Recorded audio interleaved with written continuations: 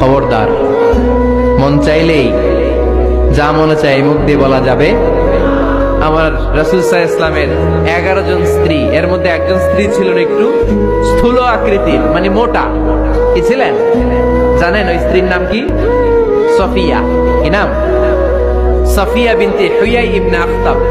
উনি আল্লাহর হাবিব সাল্লাল্লাহু আলাইহি ইসলামের সব স্ত্রীদের মধ্যে থেকে একটু স্থূলকার ছিলেন, একটু ফেটি ছিলেন, মোটা ছিলেন।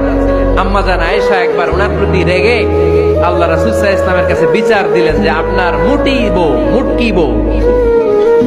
আল্লাহর হাবিব সাল্লাল্লাহু আলাইহি ইসলাম এই কথা শুনে রেগে গেলেন। আয়েশা, এটা তুমি কি বললা?